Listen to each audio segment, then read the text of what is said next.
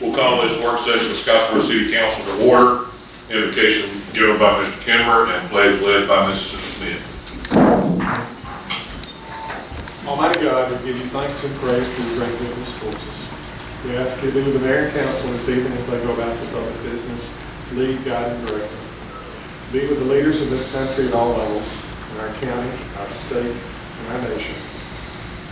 Keep our public employees safe from harm. These things we ask in Jesus Christ's name. Amen. Amen. Pledge allegiance to the flag of the United States of America and to the republic for which it stands, one nation, under God, indivisible, with liberty and justice for all.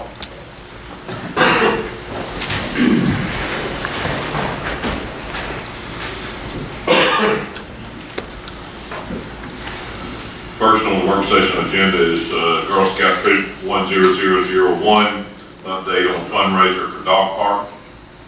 We have someone that's going to discuss that for us.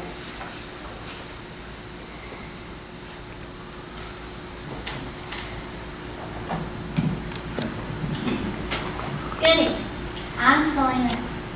This is a snapshot of the progress of our silver project, Scottsboro City Dog Park. Tracy Zeck is currently on vacation. Period covering is June 6th through July 14th, 2017. Activities and meetings that have taken place. June 15th, 2017, we met with the mayor and obtained contact information for donation of materials. Review proposal and notations made. July 5th, 2017, Eddie Blizzard provided donation of the following materials: tires, pallets, and PVC pipes. July 12th and 13th, 2017, tires paint job completed for dog park. Issues. Funding. Local home improvement merchants have been approached requesting donation of the rest of the reviews, awaiting approval. Canine jars left at 3 different locations. Total collected was less than $20. In-kind donation received to purchase 2 tug poles for large dog fenced area. Future plans. Obtain materials to conclude the construction of the equipment for both small and large dog fenced areas. Follow up regarding possible donations of hand sanitizer station for common area use. Meet with mayor to finalize project and coordinate possible ribbon ceremony for re-inauguration. Approach local paper to promote and advertise project. Contact information is on the back of your sheet. Thank you, Selena. Mr. Mayor, do you have anything to add? I know we've got a couple of jars up here that funds that come in, and I think Parker Edmondson also had 3 jars.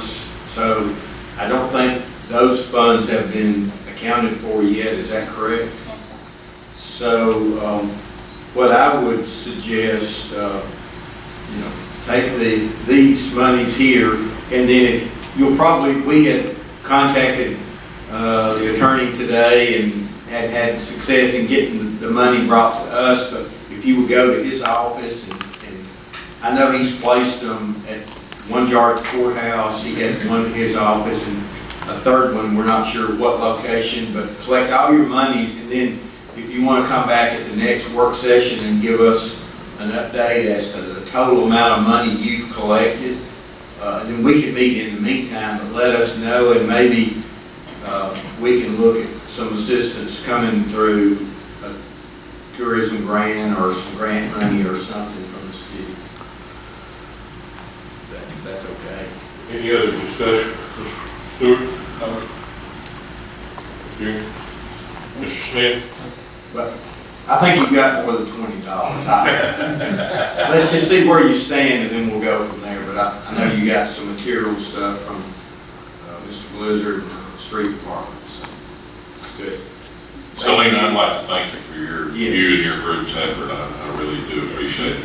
Thank you very much. You want to take these with you?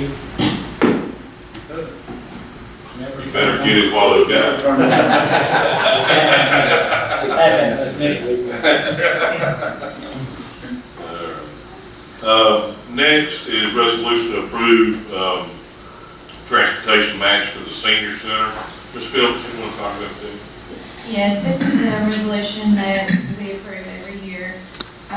It's just committing, the city of Scottsboro commits to an amount of $47,535 as local and non-federal match for operations, administration, planning, and capital expenditures under the Section 5311 Rural Area Public Transportation Program during the fiscal year 2018. And this is for our council on aging. Any discussion?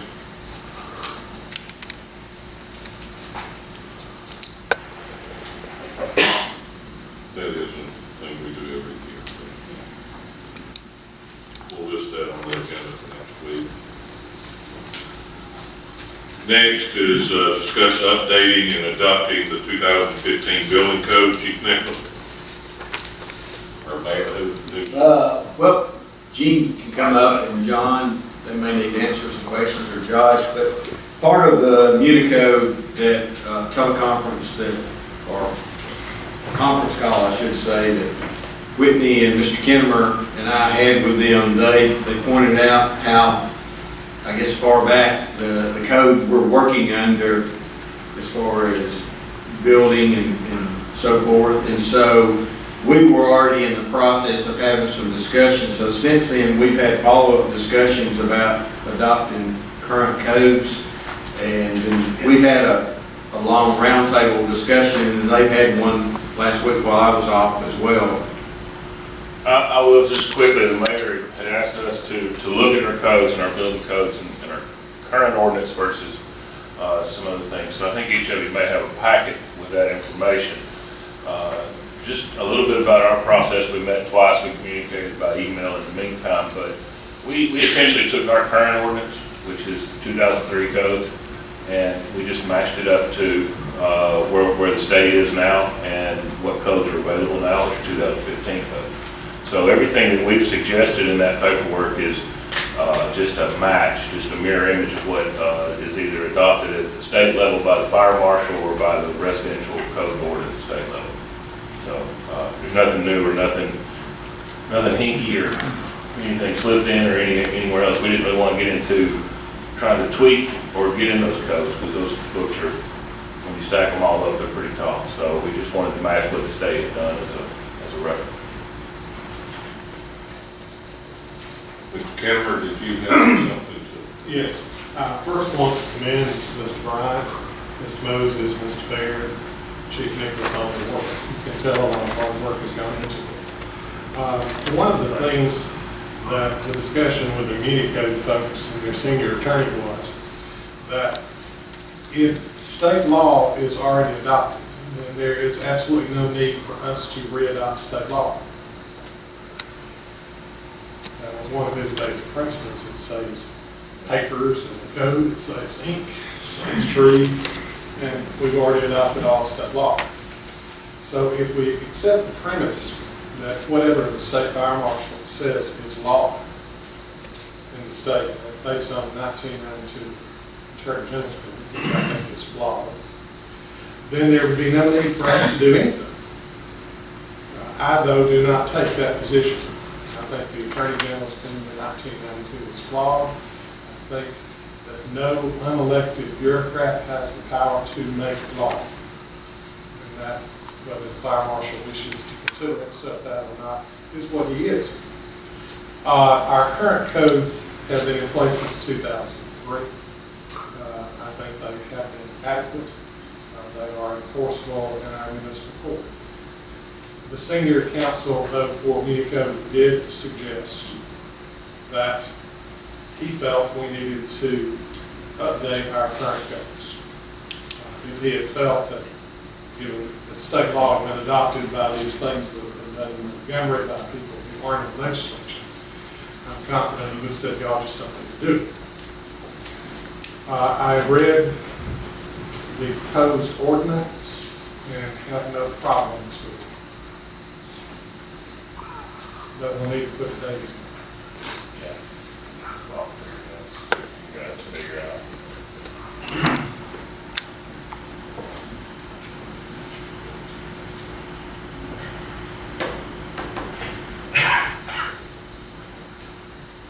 Mr.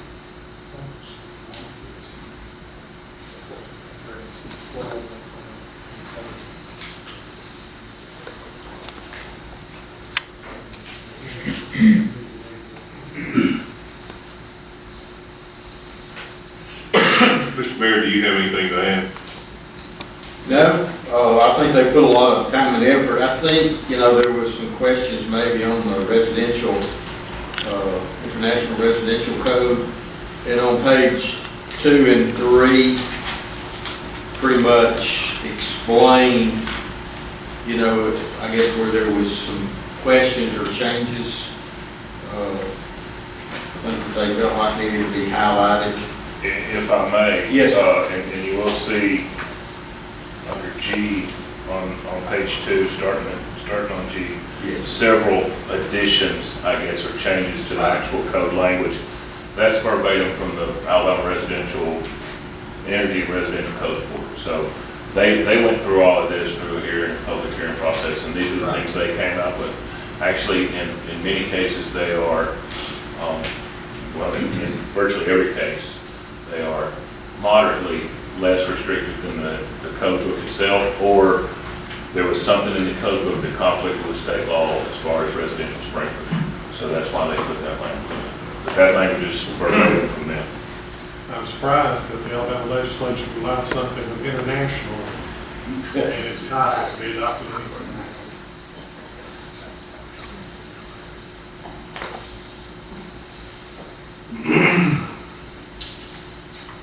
It's no secret how I feel about our local building code and some other codes that we have in place. I believe sometimes we're too strict in the application, maybe not the code, but the application of the code.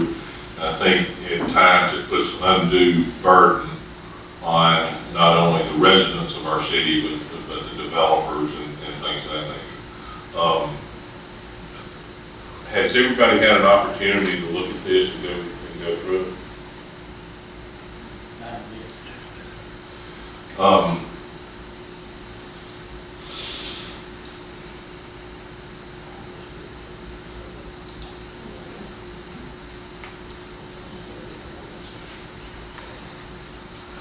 What I'd like to do, Chief, Mr. Mayor, is set this again for the work session on the 7th. We really anticipated that. I don't know why. I don't know why.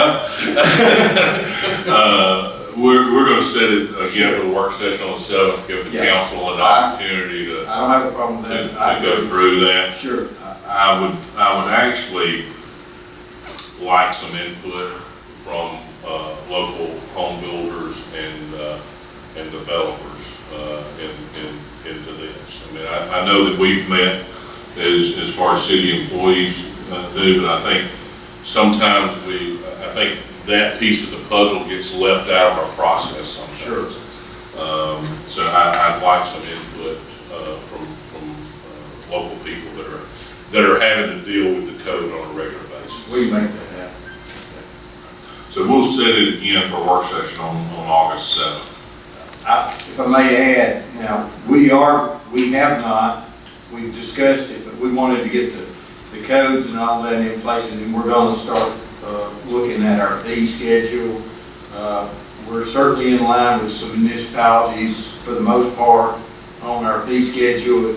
There's some areas that what we charge for a minor addition doesn't even cover the cost of the fuel and the employee go out there. So there's some modifications there, along with the solid waste that we're looking at, that we keep rolling one work session to the next. We're not quite ready, but we can certainly get with some local builders, get some input. I think the last time the fee schedule was changed was in 1993.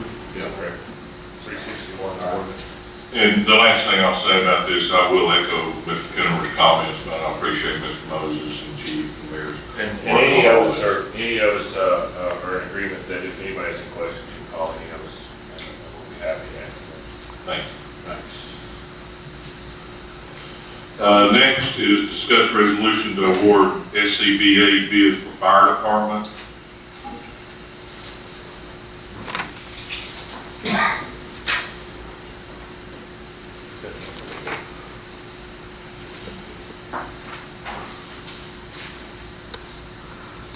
Any discussion? How much was the grant for? I'm sorry, yeah. Let's see if I stuck that paper in here. I was grabbing all these fire code papers. Oh, look, that grant, I'm gonna go off the top of my head, 224,000 and change. I can't tell you exactly. But it was, the bid was under the grant amount, so. 100% covered? Well, we have a 5% match, but yes, we're not gonna have to overmatch anything.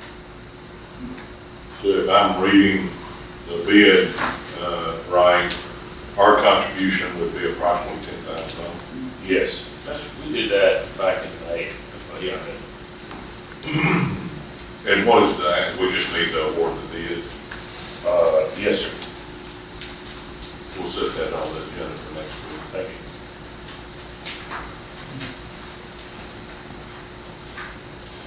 you. Next is discuss PB Comer Bridge structure.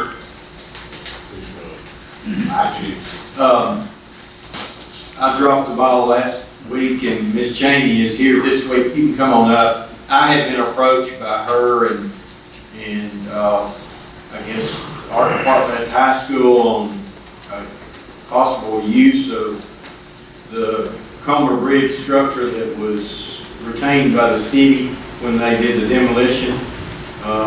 She has been awarded some grant money, and part of that grant money, she would like to utilize a portion of that structure. So I'll turn it over to her and let her explain, because I think there was a question about the grant money and her time frame and you know, when we would need to act on this. So, Ms. Chambers. Yes, sir. We're excited to have received from the Alabama Arts Education Initiative $20,000. Our proposal was to build a public interactive sculpture that would be placed at the high school within viewing distance of Highway 72. What I gave you were, I think a picture speaks 1,000 words, so I gave you some pictures of something similar to what we were looking at doing. We traveled around our wonderful community looking for a historical piece to inspire us for our sculpture. We would love to place our sculpture in the pond, highlighted and lit at night, highlighted and making a statement to the traffic coming and going up and down Highway 72.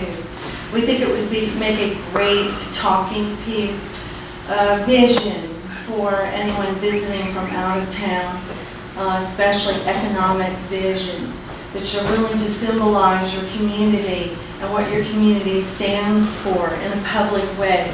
It's also there for students, of course. The students were our number one goal, that we would tie our history in with our modern world and give our children a sense of place and history. As we travel around Scottsboro looking at a historical piece to bounce from for the sculpture, the wonderful opportunity of using the bridge structure that has been sitting in a lot for over a year because it wouldn't work out. It's 10 tons, and that's a large thing to try to deal with. And we have a way to make that into a gorgeous sculpture. Also, by using a section of it, and then other sections could be used for other purposes, possibly even 3 separate areas in our community where you get to see the bridge structure in different formats. I understood that it might possibly be used in a public garden setting as well. But what we have, Lynn showed you last work session, the model of what we're proposing to do with the bridge structure. And we have in place a way to take care of all of it without any expense to anyone else other than what we incur for ourselves. And then we utilize all of our students. All of our students will be helping us put this structure together, this sculpture together. All of them, all the way down to the kindergartners. Yes. And this will give us a chance to bring in talk and communication about why this, B.B. Comer Bridge was important, is important, and lives on in the memories of our community members. I'm going to let Glenn show you some more of what he has, since not everyone was here last time, in his models. And he expresses himself so much better than I do about what's planned for it. But what you have in front of you is historical. You see pieces from all over the world, public sculpture, and it will be similar to what we do here in our town. It will be eye-catching, it will be a talking piece, and it will be instructional and educational. And I hope you give us the opportunity to use, we're going to build it no matter whether or not we have B.B. Comer Bridge. But if we do that, we give it a place and we reincarnate it in a slightly different way. And I think that it'll live on. It won't be a carcass anymore. It will live on. And I know that if I ask each one of you, you would probably have a story about the bridge, because that's what I'm finding when I go around in the community, is my father, my grandfather, my mother, there were weddings on that bridge. And we get to draw from that, if you allow us. Yeah, and may I ask a question for you? Last week, when we talked about this before, I thought they were talking about putting the pond, but it was not possible, so they checked. And working on a way to possibly do that. We're back to the pond. That's still, first we need to know if the piece is possible, and then we solve the other problems with it. It can always be placed on land, but it would be This beautiful. seems like a bomb to do this. Oh, yeah. But Yes. it's dependent upon a lot of rock and stuff. I only hope, before you start, I only hope if we do that, that maybe it's taken care of a little better, the pond, because sometimes it gets looking pretty rough. Yes, sir, it does get to looking pretty rough. And as the water falls and rises, we hope to have more of the piece exposed, so that as the water falls, it becomes interesting in itself when the water falls. And then I gave you a Smithson's jetty. I gave you Smithson's jetty, and this is what we hope to do, so that when the water does fall, that the pond will have an interest all to itself, even if it's empty. Hopefully it won't be any. Well, it has been. It's not a pond It anymore. has been. Got a drought. I'm sorry. That's all right, that's all right. So last week I explained that we would just take, it's really the core of the bridge, and this is the element that we would like to take and then fabricate the leg, the tripod effect for it, and then a framework. So that's the structure. Then this would be fabricated on, and this is a lighter, more of a skin than an expanded metal, so it will be transparent.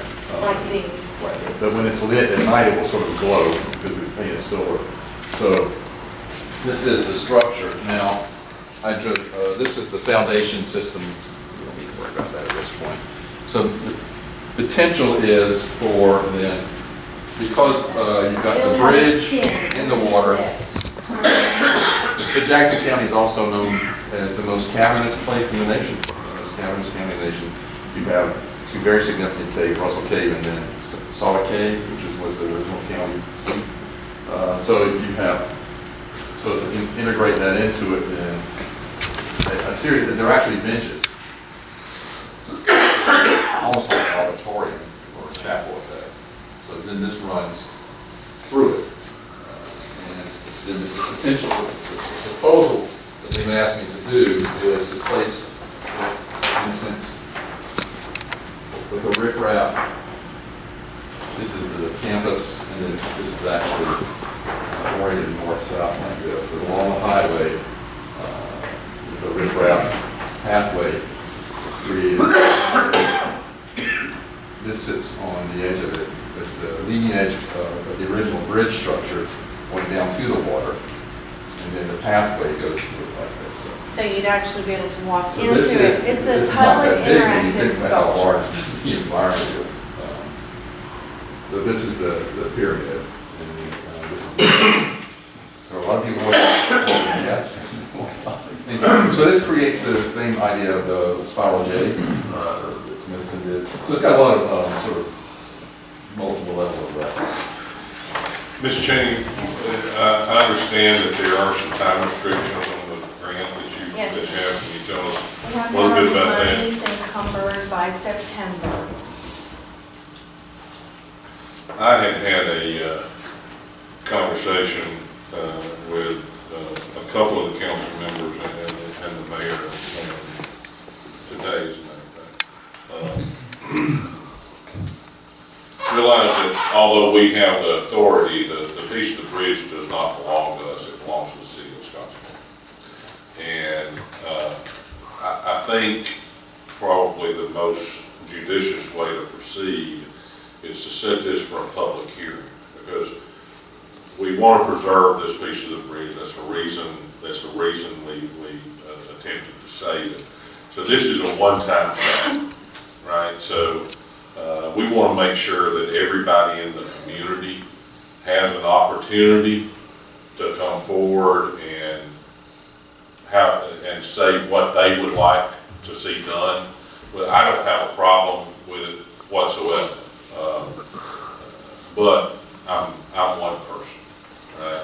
And I think we owe it to the community to give them the opportunity to have input. Do you have anything to add to that, Mr. Stewart? Yeah, it just open the door for someone else.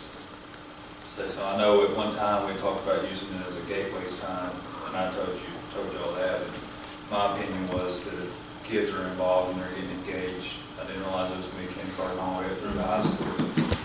That makes it more important than a gateway sign, in my opinion. So It's going to take our whole community, our educational community, our community, to pull this off and make this work. Have you spoken to the school about this? Yes, of course. Now, since if council approves the gift, it would be placed on school board property. Yes, There need to be some things done. yes, sir. I understand. Yes.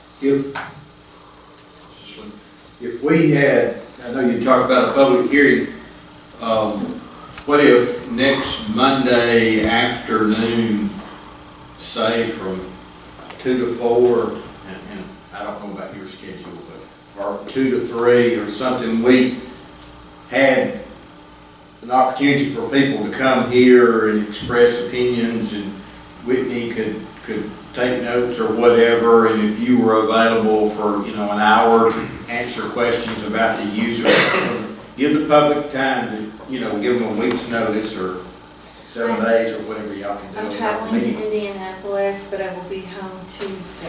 Okay. Well, my point was, if we had the hearing on Yes. Monday and then there was no opposition, then the council could proceed to approve it Monday night. But that's their schedule, so. But we could do it on Tuesday or Wednesday, whatever works. I'm just looking at schedules. Okay. Any other input? Anything, Mr. Only Smith? thing I've heard is just everybody that I've heard talk about it, talk positively about it. And also, we've had a year that it's been setting up. I've heard no one even say, hey, why don't we do this or do that? And so, how long are we going to let it sit? And again, this will put it out for everybody to see. Absolutely. Free. And if I may, I was shocked today when I was out at lunch, how much positive. There were people shouting at me across the restaurant, "You're going to use the bridge? This is great." So far, response that I've gotten at church and then out to lunch today, it's been overwhelming and positive. I agree. I don't have a problem. I just want to give everybody an opportunity. do a hearing 30 minutes prior to the council meeting. That's what that actually is what I'm looking at.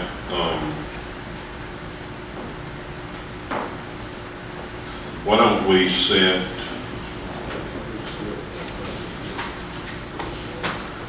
See your diagram. What do you want to see? Diagram. I just want to get a photo of it.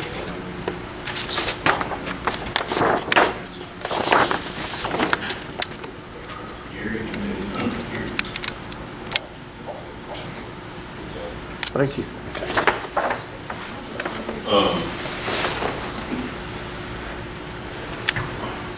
what I'd like to do, Ms. Cheney, is set a public hearing for 5:45 on August the 7th. Okay? That will be immediately prior to the council meeting. And then we will actually have a second public hearing on the 14th. Again, just prior to the council meeting. If the council chooses to proceed, at that point, we can take a vote on the 14th at that council meeting. Does that work? Is that conducive with your schedule requirements? Yes, yes, very kind, thank you. Thank you. Thank you. Thank you. Last on the agenda this evening is discuss the old sewer treatment plant on Heroes Drive.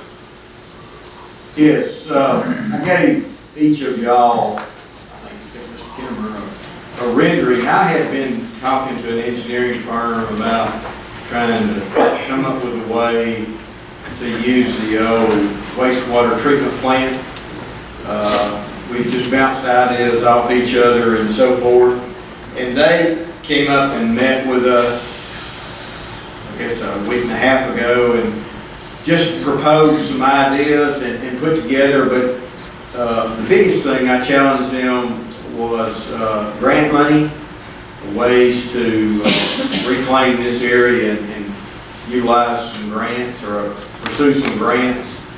But and they proposed some ideas. There's some of those ideas in this conceptual design that may not work for us, but you know, they were just based on what they could observe from going around the community and looking at Bynum Park and the walking trails and all that. This is just sort of a first pass. What I would like to do and what they wanted to do was offer,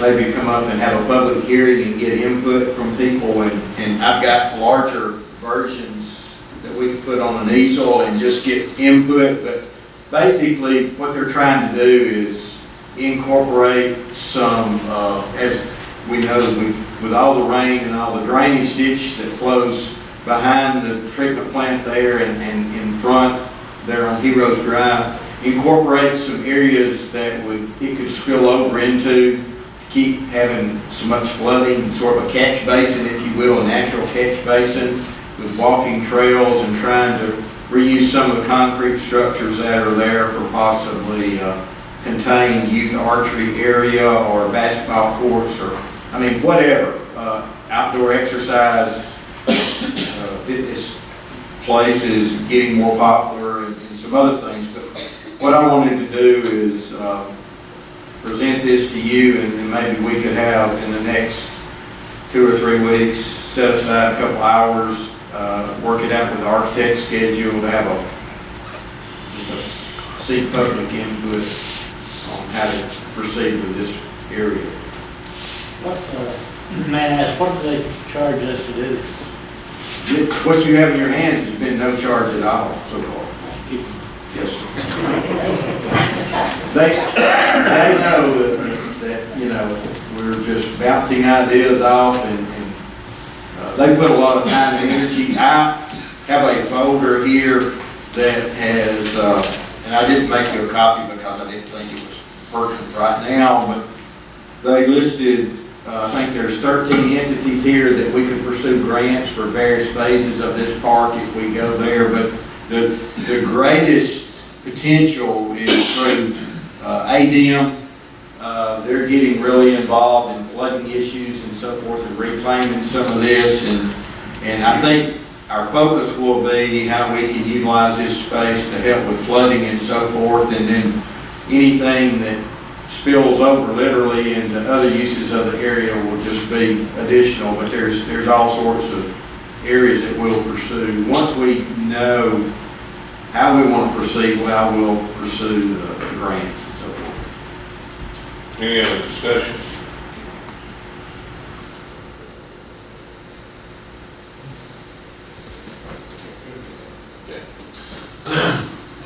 No other discussion? At this time, this is for informational purposes. Yes, and I just wanted you to know this so that once I coordinate with the architect and try to have a public hearing, I'll let you know before we publish it, but I didn't want to blindside you, if we're having a public hearing, I'll say, well, what's this all about? There will be some records from about 1998. Yes, sir. Preliminary study done at that time, similar to this. Okay. And Roy Light was involved from the water sewer gas standpoint, just to make sure, everything was above board, so to speak. We will, when it comes to the point where we start paying these people, we will talk about it. Oh, yes, sir, absolutely. Absolutely. No money's been spent yet.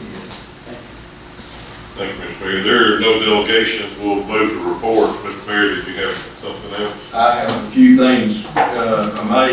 As you know, we have been discussing with the county commission about the business privilege tax, and we had agreed, and they publicly announced the agreement. I have our signed copy, and I also have a check from the county for payment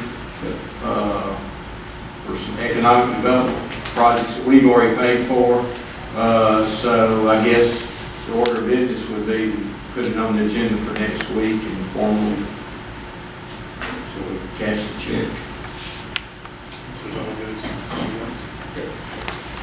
Okay. So we'll list that on the agenda for next week to accept their pay. Yes, sir. Any other, anything? Today we opened bids on the Willow Basin drainage program.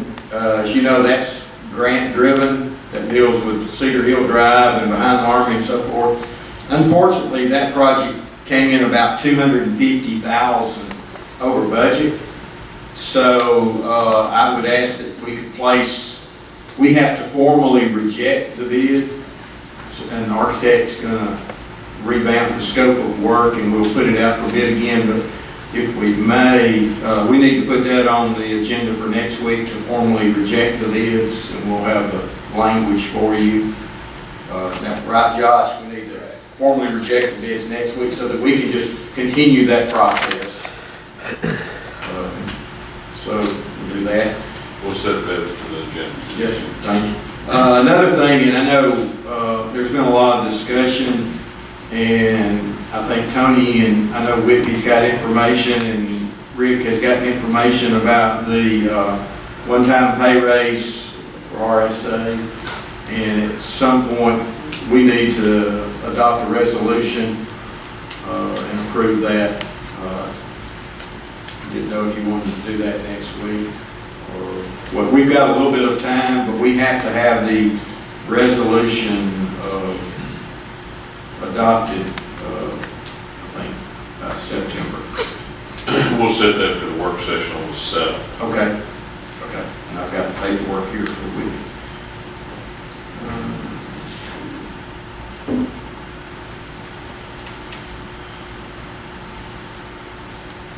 I guess that's all on my list. Are you sure? No, that'll do for tonight. Mr. Patrick Stewart? Just have one thing, the Kiwanis Golf Tournament is Thursday, Goose Pond, so we can get out there and play it, come on out, it's a scramble, so. Thank everybody for coming out tonight. Thank you, Mr. Gary Stewart? No, I'd just like to thank everyone for being here. Mr. Smith? I don't have anything except for the fact I would like to just once again say how much I appreciate the work that the Girl Scouts have put in, the chief and Mr. Moses and the mayor on this. and Ms. Cheney and her people on the project at the high school. If nobody has anything else, we'll adjourn until next week.